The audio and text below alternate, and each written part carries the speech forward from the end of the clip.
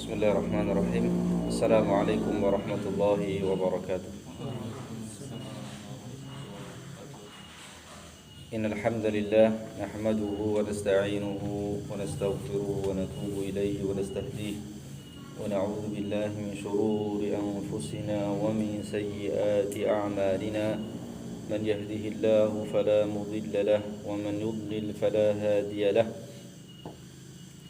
أشهد أن لا إله إلا الله وحده لا شريك له وأشهد أن محمدا عبده ورسوله اللهم صل وسلم على نبينا محمد وعلى آله وأصحابه ومن تبعهم بإحسان إلى يوم الدين يقول سبحانه وتعالى يا أيها الذين آمنوا اتقوا الله حق تقاته ولا تموتن إلا وأنتم مسلمون. Amma ba'd. Ikhwatal iman rahimani wa rahimakumullah. Senantiasa kita mengucapkan puji syukur kehadirat Allah tabaraka wa taala atas segala limpahan nikmat dan karunia-Nya kepada kita sekalian. Lisan kita mengucapkan alhamdulillah, dan hati kita menetapkan bahwasanya nikmat itu semata-mata datang dari Allah tabaraka wa taala, dan anggota badan kita menggunakan nikmat tersebut dalam ketaatan kepadanya. Kita muji Allah tabaraka wa taala dengan nikmat-nikmat tersebut, khususnya nikmatul Islam, nikmatul iman, dan nikmat di atas sunnah Rasulullah sallallahu alaihi wasallam. Jadi adalah sebesar-besarnya nikmat yang paling besar Allah Azza wa Jalla karuniakan kepada seorang hamba di dunia ini, nikmatul Islam dan nikmat berpegang dengan sunnah Nabi sallallahu alaihi wasallam. Semoga Allah tabaraka wa taala mendawamkan nikmat ini sampai ajal menjemput kita. Amin amin ya rabbal alamin. Dan tentunya nikmat-nikmat yang lain, dari nikmat sehat, nikmat waktu luang, ya, dan yang lainnya, yang mana dengan itu semua Allah Azza wa Jalla berikan kekuatan kepada kita sekalian untuk terus senantiasa beribadah kepadanya semata dan menjauhi segala bentuk kesyirikan. Salawat dan salam semoga senantiasa tercurahkan kepada Nabi kita yang mulia, Nabi Muhammad sallallahu alaihi wasallam, dan juga kepada keluarganya, sahabat-sahabatnya, dan orang-orang yang mengikutinya sampai hari kiamat kelak. Ikhwatal iman, a'azzani Allah wa iyyakum. Kita lanjutkan kajian rutin kita pada setiap Rabu sore di tempat yang semoga Allah Azza wa Jalla memberikan keberkahan ini, dari pembahasan kitab prinsip-prinsip akidah ahlu sunnah wal jamaah. Alhamdulillah, pada pertemuan pekan lalu kita sudah sampai pada prinsip akidah ahlu sunnah yang ke-46, yaitu tentang al-wa'du wal wa'id. Ini sudah kita bahas, al-wa'du wal wa'id, janji dan ancaman, ya, janji dan ancaman. Secara ringkas bahwasanya ya ahlu sunnah wal jamaah mengimani bahwasanya Allah Azza wa Jalla pasti melaksanakan janjinya, yaitu berupa ganjaran, berupa pahala, berupa kebaikan yang Allah janjikan kepada orang-orang yang beriman. Adapun al-wa'id, yaitu ancaman, maka tidak mesti Allah Azza wa Jalla melaksanakan ancamannya kepada hambanya. Bisa jadi mereka yang terancam dengan neraka seperti para pelaku bid'ah atau para pelaku dosa dari kalangan umat Islam, bisa saja Allah Azza wa Jalla kemudian mengampuni dosa-dosa mereka dengan berbagai macam sebab, ya, seperti musibah-musibah, penyakit-penyakit, Ya. Dan yang lainnya ya kemudian Allah Azza wa Jalla mengampuni. Seperti kisah seorang wanita pezina. Pezina. Bukan hanya berzina sekali, tapi pezina, memang pekerjaannya begitu. Ya. Karena ketinggian ikhlas atau kedalaman ikhlasnya ketika dia menolong seekor anjing yang kehausan, ya, dengan itu kemudian Allah Azza wa Jalla ampuni dosanya. Ya. Nah, sehingga ya Ahlus Sunnah wal Jamaah meyakini tidak mesti Allah Azza wa Jalla melaksanakan ancamannya. Makanya ketika kita mengatakan ya kullu bid'atin dhalalah wa kullu dhalalatin finnar, ya setiap ya bid'ah itu adalah sesat dan kesesatan itu tempatnya di neraka, bukan berarti kita memastikan setiap individu yang terjatuh dalam perbuatan bid'ah, ya, yang bid'ah mufassiqah, kemudian kita pastikan neraka, atau kemudian kita tuduhan bahwasanya kita mengkafling surga. La. Akidah Ahlus Sunnah wal Jamaah jelas sekali bahwasanya kita tidak menetapkan siapapun dari seorang ahli kiblat dengan surga atau neraka, ya, dengan surga atau neraka, kecuali mereka yang telah ditetapkan oleh dalil dari Rasulullah sallallahu alaihi wasallam bahwasanya mereka adalah penghuni surga atau bahwasanya mereka adalah penghuni neraka, maka kita pastikan itu. Adapun selain mereka maka tidak. Ya, tidak. Sama sekali Ahlus Sunnah wal Jamaah tidak mengkafling-kafling surga atau mengklaim bahwasanya surga hanya miliknya saja. Itu ancaman. Ya, Allah ancam mereka yang terjatuh dalam penyelisihan syariat, bid'ah dan semacamnya, termasuk maksiat. Allah ancam. Tapi bisa saja Allah Azza wa Jalla kemudian ampuni orang-orang tersebut dengan berbagai macam sebab. Ya. Nah, itu masalah al-wa'du dan al-wa'id. Ya. Kemudian yang ke-47. Yang ke-47, mengikuti sunnah Rasulullah sallallahu alaihi wasallam secara lahir dan batin. Ya. Mengikuti sunnah Rasulullah sallallahu alaihi wasallam secara lahir dan batin. Ya. Antara lahir dan batin itu harus sejalan. Ya. Termasuk jalan Ahlus Sunnah wal Jamaah yaitu mengikuti sunnah Rasulullah sallallahu alaihi wasallam secara lahir dan batin. Ya. Dan mengikuti jalannya orang-orang yang terdahulu dari kaum Muhajirin dan Ansar, yakni para sahabat radhiyallahu taala anhum ajma'in. Ya. Mereka, ya, Ahlus Sunnah wal Jamaah senantiasa mendahulukan firman Allah Subhanahu wa taala dari semua perkataan manusia yang ada. Jadi barometer atau tolak ukur Ahlus Sunnah wal Jamaah adalah qala Allah, firman Allah, wa qala Rasul, dan sabda Rasul, ya, ala fahmi as-sahabah, dengan pemahaman para sahabat dari kalangan Muhajirin dan Ansar. Ini ciri khas mereka, ciri khas daripada Ahlu Sunnah. Sehingga semua perkataan manusia selain Rasulullah sallallahu alaihi wasallam itu ditimbang dengan dalil. Ya, timbang dengan dalil. Jika menetapi dalil maka diambil, jika tidak maka tidak. Sebagaimana perkataan Imam Malik bin Anas rahimahullah, ya. Ya. Setiap perkataan manusia bisa diambil dan bisa ditolak kecuali perkataan pemilik kuburan ini sambil menuju kepada kuburan Rasulullah sallallahu alaihi wasallam. Dan ulama ahlu sunnah, ikhwah, ulama ahlu sunnah itu adalah orang-orang yang paling takut berkata tentang Allah, berkata tentang syariat Allah, ya, tanpa ilmu, karena itu termasuk dosa besar. Ya.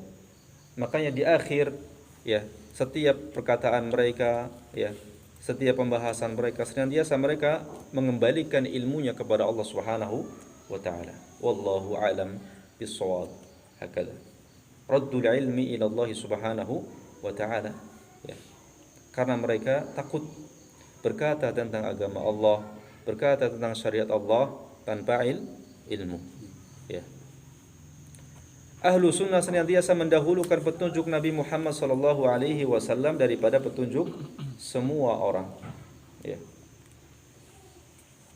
Maka yang demikian inilah mereka disebut atau dikatakan ahlul Quran dan sunnah. Ahlul Quran dan sunnah. Ya. Allah Azza wa Jalla berfirman, "Ya ayyuhalladzina amanu la tuqaddimu baina yadayillahi wa rasulih wattaqullah innallaha samii'un 'alim." Ya. Wahai orang-orang yang beriman, janganlah kamu mendahului Allah dan Rasulnya. Maksudnya apa? Yakni orang-orang mukmin tidak boleh menetapkan suatu hukum sebelum ada ketetapan dari Allah Subhanahu wa taala dan Rasulnya. Oleh karenanya para ulama, ya, mengatakan bahwa hukum asal daripada ibadah adalah haram, ya, adalah menahan diri sampai ada dalil yang mensyariatkannya. Ya, sampai ada dalil yang mensyariatkannya. Ya. Hukumnya haram, hukumnya menahan diri. Ya, sampai ketemukan dalil. Dan hukum daripada muamalah asalnya adalah mubah. Ya. Waalaikumsalam. Sampai ada dalil yang melarangnya. Ya. Jadi jangan terbalik. Bermudah-mudahan di dalam perkara agama. Ya. Bermudah-mudahan di dalam perkara agama. Ya. Kalau sudah bermudah-mudahan dalam perkara agama, pasti bermudah-mudahan juga dalam perkara muamalah. Ya. Seorang mukmin tidak demikian. Ya, seorang ahlu sunnah tidak demikian. Ya. Tidak bermudah-mudahan dalam beragama. Mereka takut kalau perbuatannya, kalau perkataannya, ya, ini menyelisihi Allah dan Rasulnya. Takut. Ya. Sampai salaf al-Imam Malik bin Anas rahimahullah juga ketika dalam sebuah majlis, ya, pertanyaan-pertanyaan yang disampaikan kepada beliau jawab 2/3-nya dengan perkataan wallahu a'lam, wallahu a'lam, wallahu a'lam, saya tidak tahu. Salaful beliau, ya, karena takut, ya, berkata tentang hukum Allah atau syariat Allah tanpa ilmu. Ya. Dan Rasulullah sallallahu alaihi wasallam bersabda, "Inni qad taraktu fikum syai'ain lan tadillu ba'dahuma kitab Allah wa sunnati wa lan yatafarraqu hatta yarida 'alayya al-haud." Sungguh aku telah tinggalkan kepadamu dua perkara yang kalian tidak akan tersesat apabila berpegang teguh kepada keduanya, yaitu kitabullah dan sunnahku. Keduanya tidak akan berpisah hingga keduanya datang kepadaku di al-haud atau telaga. Ya. Di sana ada satu kelompok ingkarus sunnah. Kelompok apa? Ingkarus sunnah yang mengatakan, ya, yang mereka menamakan dengan al-Qur'aniyun atau dinamakan dengan al-Qur'aniyun, ahlul Quran. Tapi mereka tidak mau berhujjah dengan hadis atau mereka mengingkari hadis, meninggalkan hadis. Ini jelas kesesatannya. Jelas kesesatan. Setiap kelompok yang mengatakan cukup dengan Al-Quran, ini jelas kesesatannya. Karena bagaimana dia akan bisa memahami Al-Quran tanpa sunnah? Sedangkan sunnah adalah penjelas daripada Al-Quran, penafsir daripada Al-Quran. Banyak hal-hal yang global dalam Al-Quran, ya, kemudian dijelaskan dalam sunnah. Ya, ingkarus sunnah. Ya, kelompok ingkarus sunnah. Ya. Apakah cukup kemudian kita berdalil dengan Al-Quran dan Sunnah? Belum. Karena Al-Quran dan Sunnah itu harus dipahami dengan benar. Bukan dipahami dengan akal-akal kita yang lemah. Ya. Harus dipahami dengan benar. Maka di dalam memahami Al-Quran dan As-Sunnah harus merujuk kepada pemahaman para sahabat radhiyallahu taala anhum ajma'in. Jadi ala fahmi salaf. Ala fahmi salaf. Ya. Ini yang membedakan kemudian ya ahlu sunnah dengan ahlu al bid'ah ya. Harus kembali kepada pemahaman mereka. Ya. Adapun ijma' yang berlaku adalah ijma' salafus salih. Ya. Ini para sahabat radhiyallahu taala anhum. Oleh karena itu Imam Ahmad bin Hanbal rahimahullah berkata, barang siapa yang mengklaim atau menyatakan adanya ijma', maka ia telah berdusta. Bisa jadi manusia sebenarnya berselisih sehingga tidak terjadi ijma', akan tapi dia tidak mengetahui. Ya. Maksudnya ijma' yang berlaku ada ijma'nya salafu as-salih. Ya. Ahlu sunnah selamat dari bid'ah-bid'ah, perkataan yang menyalahi sabda Rasulullah sallallahu alaihi wasallam dan perkataan para sahabat dalam masalah i'tiqad atau keyakinan. Ya. Sebagaimana mereka selamat dari bid'ah-bid'ah amaliyah. Jadi ada bid'ah i'tiqadiyah, ada bid'ah amaliyah. Bid'ah i'tiqadiyah berarti bid'ah yang sifatnya keyakinan, tidak nampak. Ya. Makanya dikatakan ahlu sunnah, ya, ahlu sunnah mengikuti ya sunnah Rasulullah sallallahu alaihi wasallam secara lahir dan batin. Lahirnya amaliyah mengikuti sunnah Nabi sallallahu alaihi wasallam, dan juga batinnya, keyakinan-keyakinannya itu juga mengikuti apa yang diyakini oleh Rasulullah dan para sahabatnya, lahir dan batin. Ya. Dijauhkan dari bid'ah i'tiqadiyah atau bid'ah amaliyah. Ya. Mereka tidak beribadah dan tidak mengadakan syariat melainkan dengan apa yang disyariatkan oleh Allah Ta'ala dan Rasulnya sallallahu alaihi wasallam. Dan kalau kita mengamalkan sunnah Nabi sallallahu alaihi wasallam, ya, mencukupkan diri dengan sunnah Nabi sallallahu alaihi wasallam, maka kita akan merasakan betapa dinul Islam itu adalah dinun yusr, agama yang mudah, ya, agama yang tidak ribet, agama yang tidak jelimet, agama yang tidak menyusahkan, ya. Dan belum tentu juga kita bisa melaksanakan semua sunnah Nabi sallallahu alaihi wasallam. Mungkin masih banyak sunnah-sunnah Nabi sallallahu alaihi wasallam yang belum kita lakukan. Itu baru kita mencukup dengan sunnah. Lalu buat apa kita menyibukkan diri dengan hal-hal yang tidak ada tuntunannya dari Nabi sallallahu alaihi wasallam? Ya. Sangat disayangkan, ya, sangat disayangkan. Ya. Sudahlah kita capai beramal, tapi kemudian pada akhirnya terancam dengan neraka. Ya. Apa ayatnya? Amilatun nasibah tasla naran hamiyah. Capek kita beramal, ya, di dunia, ya, jika amal-amalan tersebut tidak sesuai dengan petunjuk Rasulullah sallallahu alaihi wasallam.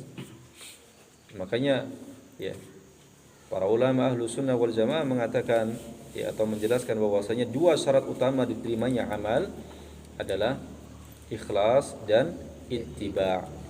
Ikhlas, mengikhlaskan amal tersebut semata-mata karena Allah tabaraka wa taala, dan yang kedua, amalan tersebut sesuai dengan petunjuk Rasulullah sallallahu alaihi wasallam. Ya. Maksudnya ahlu sunnah wal jamaah beribadah sesuai dengan contoh Rasulullah sallallahu alaihi wasallam dan tidak mengada-ada dan tidak melakukan bid'ah. Ya. Nah, ini prinsip yang ke-47. Berikutnya yang ke-48, ikhwas sekalian,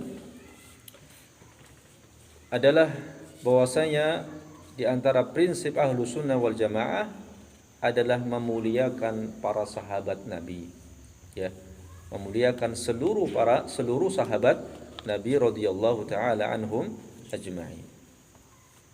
Ya.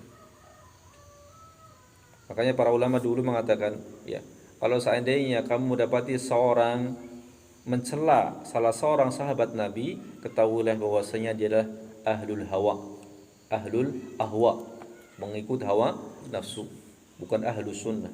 Ahlu sunnah tidak pernah mencela siapapun dari sahabat Nabi Shallallahu Alaihi Wasallam. Ya, tidak pernah mencela siapapun. Ya, itu ciri ahlu sunnah, memuliakan para sahabat Nabi. Ya, memuliakan para sahabat Nabi. Mereka berada di tengah-tengah antara Syiah dan Khawarij. Ya, mereka berada di tengah-tengah antara Syiah dan Khawarij. Yang mereka Syiah dan Khawarij ini ya mencela ya sebagian bahkan sebagian besar sahabat, bahkan mengkafirkan mereka. Ya. Termasuk prinsip ahlu sunnah wal jamaah adalah menjaga hati dan lisan. Ya, perhatikan ikhwah, menjaga hati dan lisan mereka terhadap para sahabat Rasulullah Sallallahu Alaihi Wasallam. Bagaimana menjaga hati terhadap mereka? Tidak ada kedengkian, tidak ada kebencian sama sekali.